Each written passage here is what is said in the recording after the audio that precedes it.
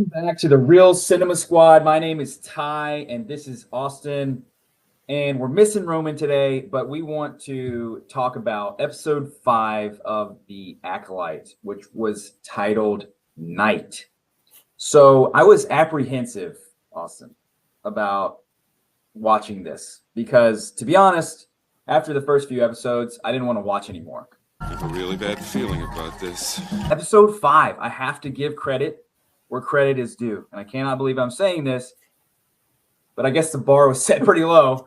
Episode 5 was by far, in my opinion, the best episode to date of The Acolyte. We actually got action. We got lightsabers drawn and fighting. The Sith is revealed. I don't know how that's possible, but I thought they were extinct for a millennia. But anyways, we'll get into that in a little bit. But overall, I was actually pleasantly pleased with the fight choreography. There was, parts where I was like, it's not great. But overall, I thought that the fighting was actually better than the sequels. I'll give them that. Yeah. So we'll start with there. I'll let you talk for a second, and then we'll get into some more detailed things. Yeah, no, I mean, I would say that I was definitely the most entertained by this episode. I think the fighting style, whereas it's not the prequel level like a lot of people are saying, I think it was fun to watch a bunch of Jedi like from the Clone Wars cartoon, how you had everybody fighting together and that kind of thing. I thought that was really cool. So overall, I think that it was entertaining. Is the story fixed? Absolutely not. It's still very clunky. Still not really connected to the characters. I mean, to be honest with you, as brutal as some of those deaths were, like, honestly, I give them props for giving some of those deaths, especially when they killed Yord, when they killed the young Padawan girl, Jackie. When they killed them, I was like, okay, like, that's actually pretty brutal. Some of the most brutal, probably, Jedi kills we've seen to date. But I think what was weird to me was I'm like, I don't care about these characters. I have no connection to these characters, and so that's what makes it hard because there's no substance. Like, there's a lot of spectacle, but there's no substance.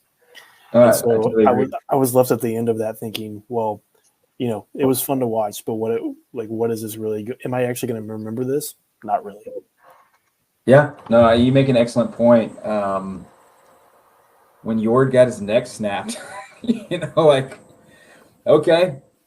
I didn't feel anything. It wasn't like when Qui-Gon died, And then let's hop into this for a second. So Manny Jacinto's character, who we were introduced to early on, we kind of had an idea that it might be him. It was either going to be one of the Witch Mothers or him. Like, we knew he was never around when you needed him. Exactly. Yeah. And so pretty early on, we knew that Manny Jacinto's character was going to be this big reveal. So we kind of saw that coming from a mile away. I will give it to him. I thought that he fought pretty well. I mean, he sliced and diced a bunch of Jedi. But his little monologues or dialogue that was going back and forth with Master Soul, like, I wasn't a huge fan of it. I think that once again, they're trying to create this gray area of like good and evil, and that the Sith aren't that bad because from their perspective, like the Jedi are truly bad. And he just wants to have his power and to do what he wants with his power. And like the Jedi just need to leave him alone. Yeah. And that's where I kind of start having issues with the episode, but I'll let you speak to that. So actually, yeah, it's a good point. I actually wanted to touch upon this because I think what annoys me the most is that, I mean, we've seen a lot of stuff said outside of this show from the actors, from the creators. The culture is the way it is. You just can tell that they're not trying to stay in world. They're trying to push things from a victim mentality of real world. And, at the end of the day, I don't want to watch this show and feel like I have to feel that like the Sith is a victim, that the Sith is actually somebody I can relate to, like those kind of things. Like, that's what they're trying to push and trying to make it look like the Jedi are these all-powerful lawmakers, when at the end of the day, especially at this time period, the Jedi are peacekeepers. They're basically monks. they're not government. I mean, the Republic is still the government. The Republic's still the one that governs laws. And so the thing that the Jedi just go around telling people what to do is so false, because they go around to help people, help worlds that are oppressed, help people that are in need. Obviously, if they see somebody bad who's killing people, like the Sith, they're going to stop that. Like, that has nothing to do with the Jedi are evil. That has everything to do with there's a clear line between good and evil. I mean, and it's so indicative of our world today. I mean, like, if I'm going to put it into a real world example, look at our country and the way that, certain states are allowing people just to go in and steal stuff out of stores instead of arresting them. But, oh yeah, they're not bad. They're allowed to do that up to a certain thing. Well, that's what those people wanted, because they wanted an excuse to do things that were unlawful. And so that's essentially what's happening here with their dialogue with the Sith thing. It's like, and the witches too, in episode 3, they're like, oh, well, we think we have the ability to do this. We want to do this. No, it has nothing to do with, like, you're oppressed. It has everything to do with, are you hurting mankind? Are you doing evil things? Yes. So that's where the good guys come in. But we've lost that somewhere along the line where it got morally gray. I mean, at the end of the show, I feel like it's going to be where we got actually more sympathy from the bad guys than we did the good guys. I mean, granted, the good guys are probably all going to have to die if they're going to try to stay somewhat within canon, but I don't know. That's just kind of my 2 cents. It just irks me that we try to. I mean, a kid's going to watch this. If a kid watches this, probably not, because it's boring. But if a kid watches this, like, they're going to see that. And why would they root for the Jedi? As a kid, like, you and I rooted for the Jedi. We loved Jedi. We wanted to be a Jedi. In this, I don't. From my point of view, the Jedi are evil. Well, then you are lost. Yeah, I mean, they've been painted out since episode 1 to be kind of the oppressors.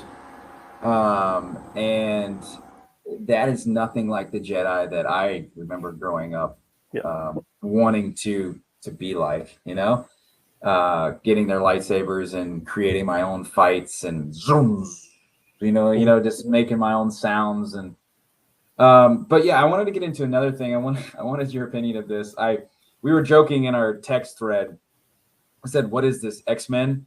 When Manny Jacinto's the Acolyte, the Sith character, Soul's asking him to reveal himself.